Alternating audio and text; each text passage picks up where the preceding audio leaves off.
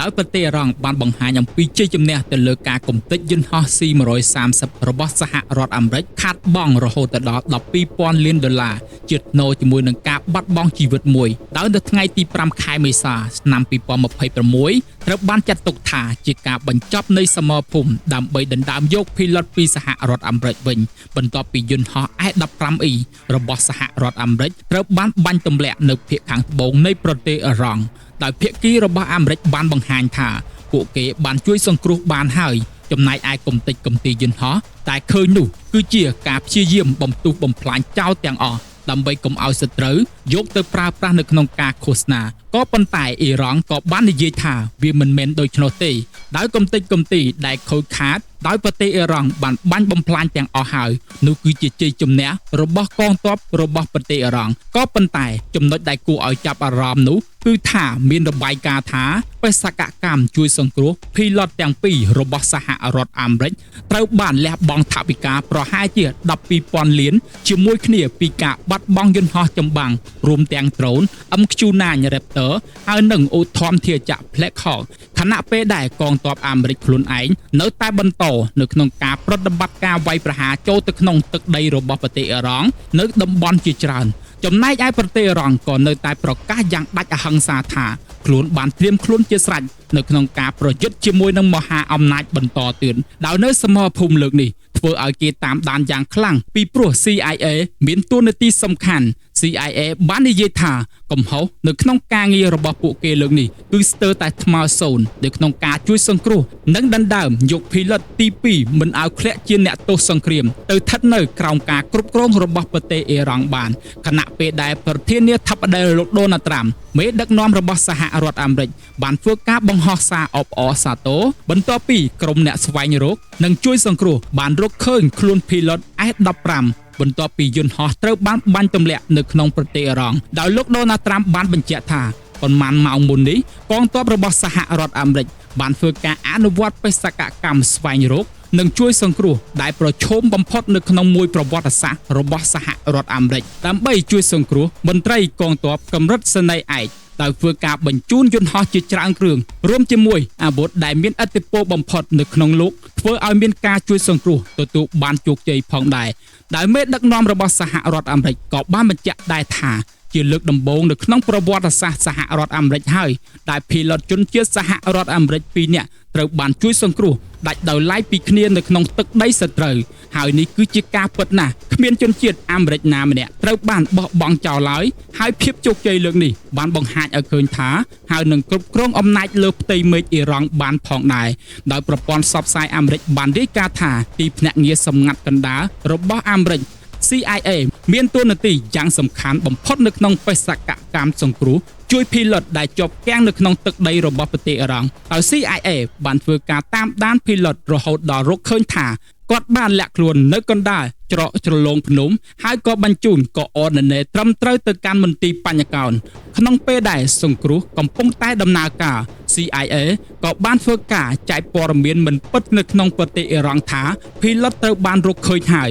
នឹងកំពុងត្រូវបានដឹកជញ្ជូនចេញពីប្រទេសអ៊ីរ៉ង់សង្គមថានឹងបង្វែរការចាប់អារម្មណ៍ហើយការបង្កភាពច្របូកច្របល់ដល់កងទ័ពរួមទាំងប្រជាជនអ៊ីរ៉ង់ដែលសង្ឃឹមថានឹងបានប្រាក់រង្វាន់នៅក្នុងការតាមប្រមាណភីឡុតរបស់សហរដ្ឋអាមេរិកនៅក្នុងពេលដែលអង្គភាពប្រយុទ្ធពិសេស SOS របស់សហរដ្ឋអាមេរិកកំពុងចូលជិតទីតាំងរបស់ភីឡុតដែលបានបាត់ខ្លួនក៏បានធ្វើការបាញ់ប្រហារគ្នាជាមួយនឹងកងកម្លាំងរបស់ប្រទេសអ៊ីរ៉ង់ដោយមានទាំងកងកម្លាំង IRGC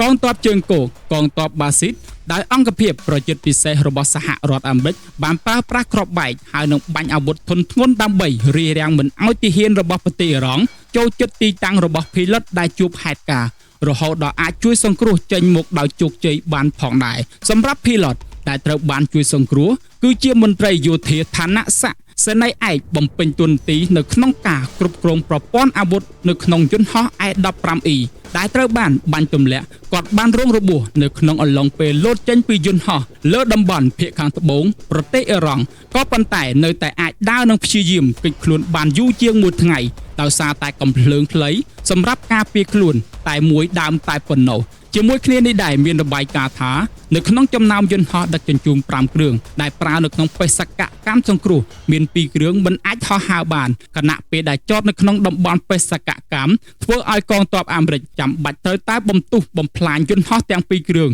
បោះចោលដើម្បីការពារកុំឲ្យបច្ចេកវិទ្យាហើយនឹងគ្រឿងយុទ្ធឧបករណ៍ត្រូវបានភាគីសត្រូវយកទៅគ្រប់គ្រងហើយនឹងការពារយកផុសតាងផ្នែកយោធាទៅប្រើប្រាស់នៅក្នុងការឃោសនាទោះបីជាយ៉ាងណាក៏ដោយមិនយូរប៉ុន្មានបន្ទាប់ពីមេដឹកនាំសហរដ្ឋអាមេរិកបានប្រកាសថាបានជួយសង្គ្រោះ pilot ដែលបានបាត់ខ្លួនដោយជោគជ័យដោយកងកម្លាំងការពារបដិវត្តអ៊ីស្លាមអ៊ីរ៉ង់ក៏បានចេញសេចក្តីថ្លែងការណ៍តាមមុខភ្លាមៗតាមរយៈទីភ្នាក់ងារសារព័ត៌មានមិចដែលបញ្ជាក់ថាយន្តហោះសហរដ្ឋអាមេរិកដែលចូលមកប្រតិបត្តិការស្វែងរកក្រុមនាវិកតែបាត់ខ្លួននៅក្នុងប្រទេសអ៊ីរ៉ង់ត្រូវបានបាញ់ទម្លាក់នៅក្នុងទីក្រុងអ៊ីស្ហ្វាហានដែលស្ថិតនៅភាគកណ្ដាលនៃប្រទេសអ៊ីរ៉ង់ចម្ងាយពីទីក្រុងតេហ៍រ៉ង់ប្រហែលជា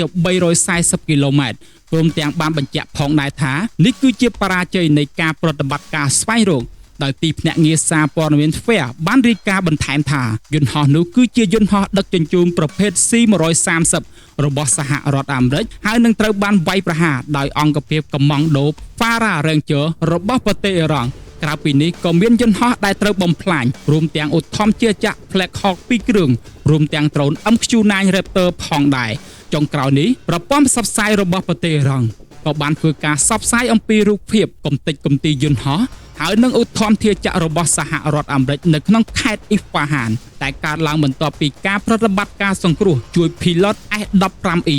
របស់សហរដ្ឋអាមេរិកមិនយូរប៉ុន្មានអ្នកជំនាញផ្នែកយោធារួមទាំងអ្នកជំនាញផ្នែករូបភាពបានបញ្ជាក់ថាគ្រឿងបំណែកស្លាបចក្រមេរបស់ឧទ្ធម្ភាគចក្រហើយនឹងម៉ាស៊ីនស្លាបចក្ររបស់យន្តហោះស្លាបជាប់ដែលមានស្លាបចក្រ6សន្លឹកដោយមានលក្ខណៈដូចគ្នាជាមួយនឹងគ្រឿងបំណែកនៃយន្តហោះដឹកជញ្ជូនទ័ព MC-130J